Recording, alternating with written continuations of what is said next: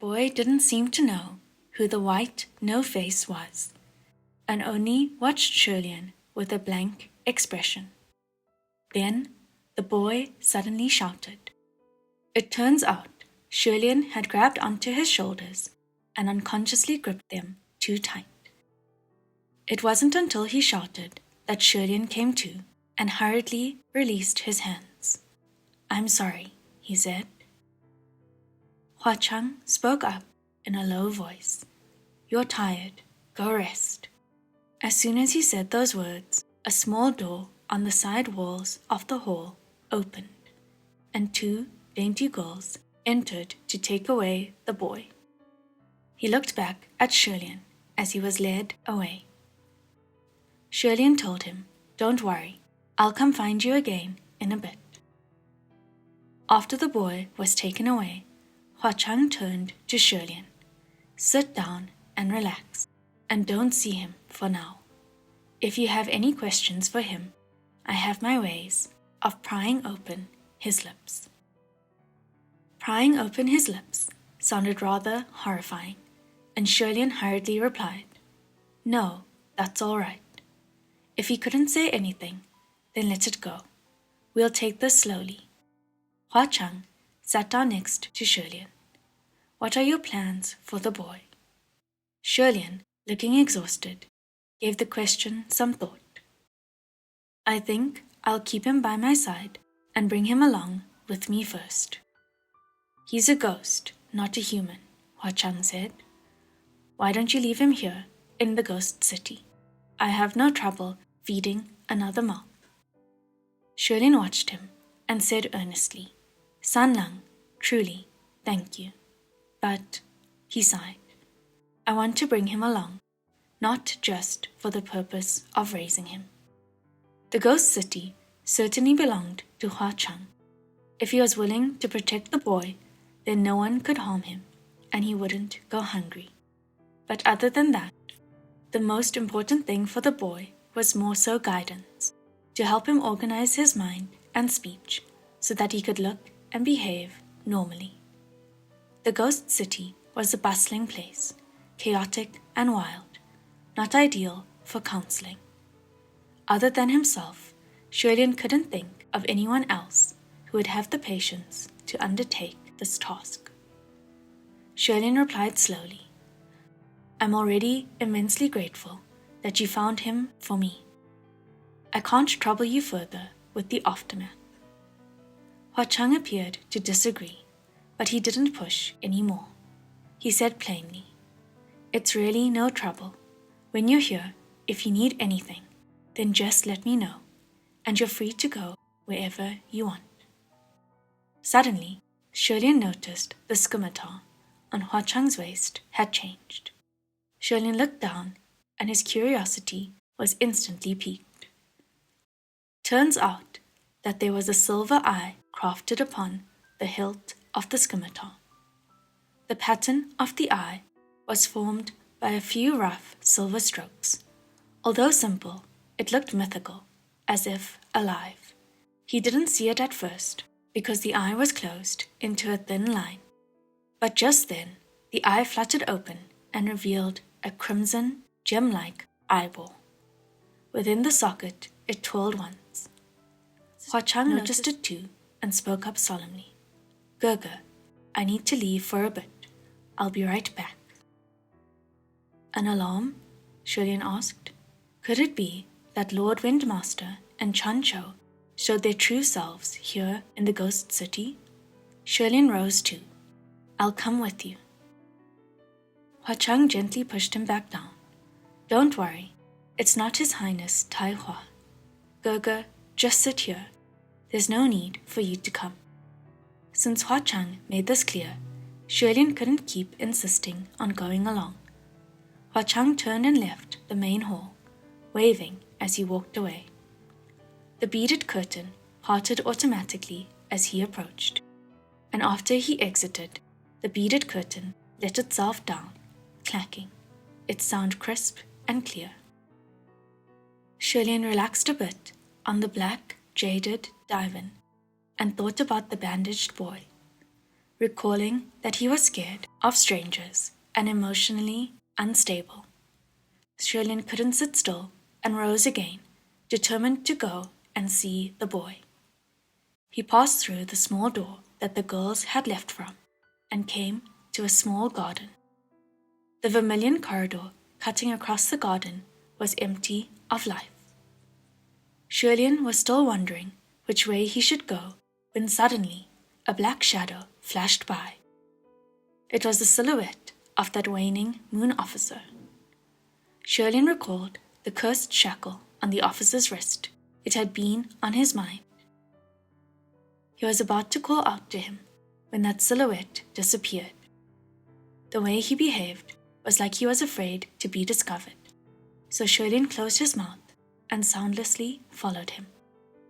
Turning to the corner of a building where the officer disappeared, Xianle clung to the wall and stealthily looked around.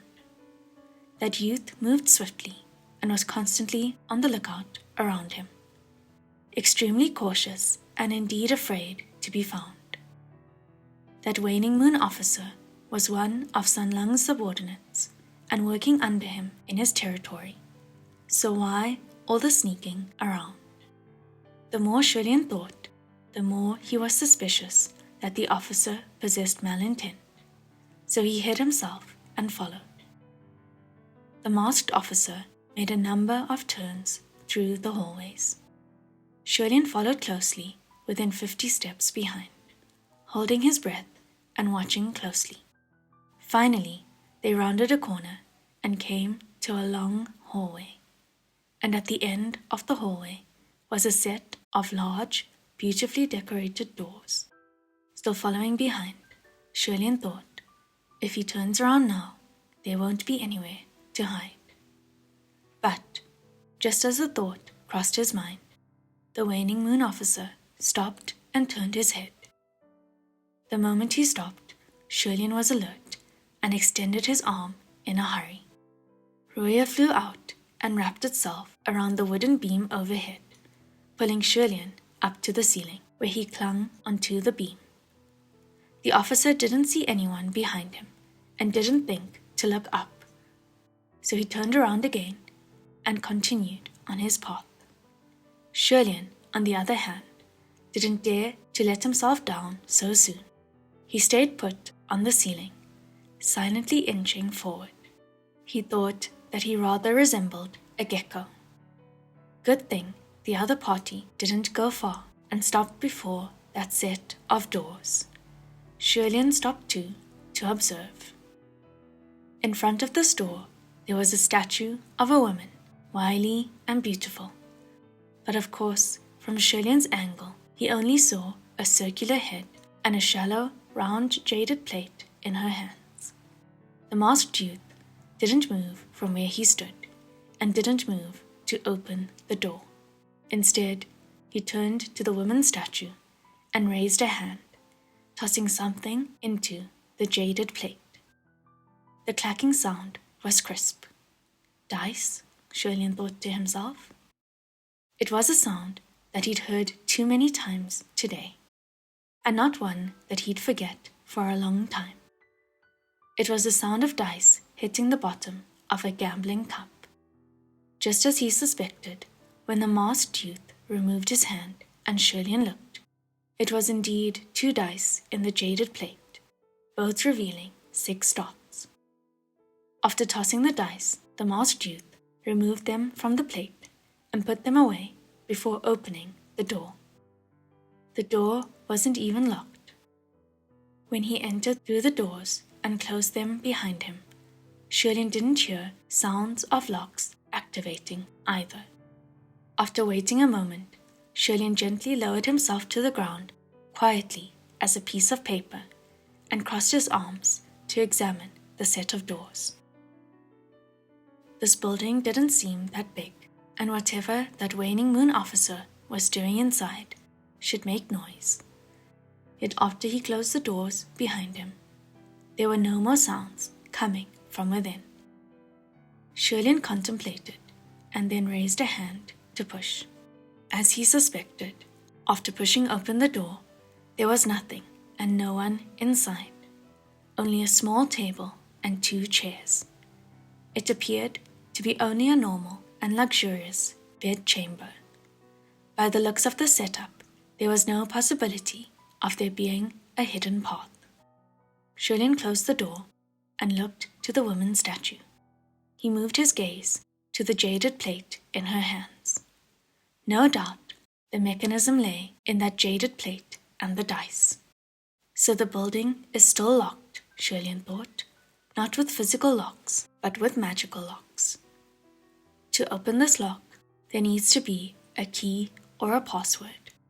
The dice must roll 2 6s in order to see the real destination behind the doors. But for Xuelian to throw out 2 6s right then and there, that was something that would never happen in this world. He could only watch the door and sigh.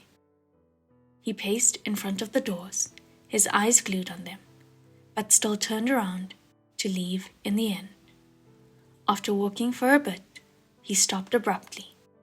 From the other end of the path came a tall, red-clad figure with a slender and long silver scimitar hung from the waist. It was Hua Cheng. He walked over with his arms crossed. "Gerger, I've been looking for you." He looked exactly as he did when he left. Only the scimitar on his waist was out of its scabbard. It, along with the scabbard, clattered against him, clanking as he walked, painting a picture of arrogance. That silver eye on the hilt of Erming was closed. Xuelian composed himself and said, "I was going to go see that child, but your house is too big and I got lost." Xuelian was originally going to tell Hua Cheng about what had just happened, but when the words came to his lips, they turned around and he swallowed them. Xuelian hadn't forgotten that the goal of this visit to the ghost city was to investigate the missing heavenly official. Any signs of fishiness couldn't be ignored. Who knows, perhaps that missing official was imprisoned in this room. Thus, he decided not to sound the alarm and see if he could go through those doors first. If Hua Cheng had nothing to do with it, then Xuelian would report his suspicious subordinate at once. But if Hua Cheng was involved... Xuelian was deep in thought, but Hua Cheng took no notice and spoke as he led Xuelian back to the main hall. "If you wanted to see that boy, I can send someone to bring him to you, and you'd only need to wait at the Paradise Hall." It was probably because he was hiding something, but when Xuelian heard Hua Cheng's tone of voice, he couldn't help but become more docile. "You finished your business that fast?" Hua Cheng snorted, his lips curling in disdain. "It's finished. It was just another band of useless trash embarrassing themselves." Hearing him say useless trash with a familiar tone, Xuelian guessed. Was it the green ghost, Qirong? Hua Cheng smiled. "That's right. Didn't I tell you that many have their eyes on this place of mine? Qirong has wanted the ghost city for himself for years now. But the most he could do was want and burn with envy. So every so often, he'll send some equally useless underlings to stir up trouble. Nothing worth mentioning. Don't mind it. Actually, I have a place I want to show Gerger, but I don't know if Gerger would grant me the pleasure." "Of course," Xuelian replied happily. Traversing through the long hallways, Hua Cheng led Xuelian to another large hall. The doors of the hall seemed to be made of steel, with violent beasts carved upon them, horrible and terrifying. The moment Hua Cheng approached, the beasts parted ways and opened the doors. A blast of killing intent blew at Xuelian before he even stepped foot into the hall. As he tensed, veins popping on his hands, prepared to face anything. However, after seeing clearly what was inside the hall, he blinked. His defenses melted away in an instant, and his legs moved on their own. bringing him into the hall. Within the hall, all manner of weapons were hung on all four walls.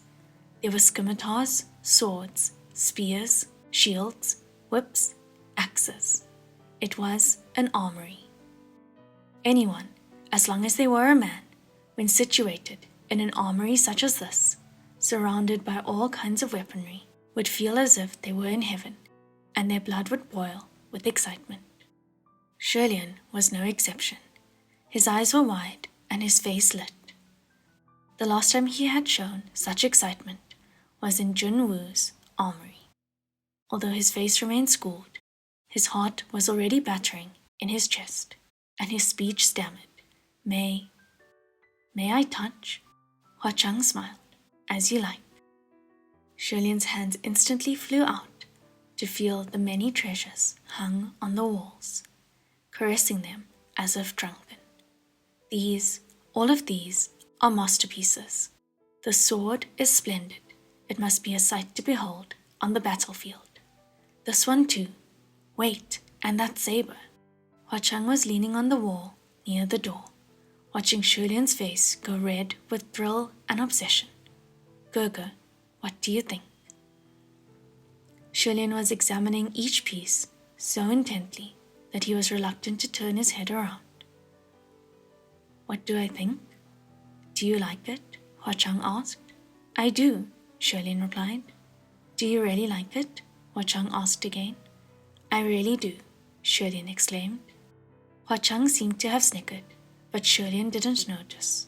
His heart was busy racing as he unsheathed a shimmering, verdant blade of at least 4 feet, marveling as he did so. Are any of them good enough for you? Hua Cheng spoke up again. Xianle's entire face was bright and glowing, unable to stop his marveling. Good, they're all good. Originally, I was thinking that Gurgur didn't have any useful weapons on hand. So if there was anything here good enough, you can just pick something for yourself. But since Gurgur likes them all, I'll give them all to you. No, there's no need, Xianle said hurriedly. I have no use for weapons anyway. Really? Hua Cheng said. But it's obvious that Gurgur really likes swords. Liking doesn't mean I have to own it, Xianle said. I haven't used one in years. Just looking makes me happy. Besides, I'd have nowhere to put them if you gave them all to me. That's easy to solve, Hua Cheng replied. I'll give this entire armory to you. Xianle took that as a joke and grinned. There's no way I can take away a room this big. No need to take it away, Hua Cheng said. I'll give you the property too. Just come visit when you're free. No, it's okay, Xianle said. An armory requires constant maintenance. I'd hate to see the weapons suffer. Xianle placed the sword carefully back into its holder and said nostalgically, Once upon a time, I owned an armory like this too, but it was burnt down. All of these weapons are precious devices to be desired. You have to cherish them, Sanlang. That's easy too, Hua Cheng said. If I'm free, I can help Gurgur maintain the armory. Xianle laughed. Well, I certainly don't have the guts to ask my lord the Ghost King to do chores for me. Suddenly, Xianle remembered Junwu's warning right before he left for the mission. The wicked scimitar, Ming, is a cursed blade of misfortune. A weapon of such evil can only be forged by an exceedingly cruel sacrifice and a bloody will. Don't touch it, and do not let it touch you, lest the consequences be unimaginable. Xianle contemplated, but still decided to ask in the end. But Sanlang, all of these weapons don't even come close to your scimitar, Ming, right? Hua Cheng cocked his left eyebrow. Oh, has Gurgur heard of my scimitar too? Only some hearsay, Xianle replied. Hua Cheng snickered. I bet it's not nice hearsay. Did someone tell you that my scimitar was forged by an evil, bloody ritual, that I sacrificed live humans.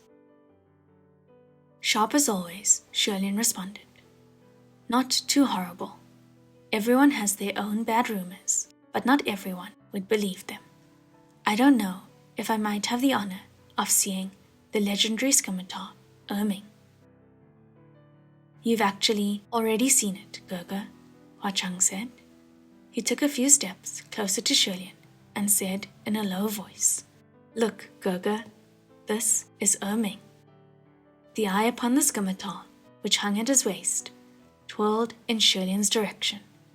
It might be Shirlin's imagination, but he thought that the carved silver eyelid started squinting into a crescent shape.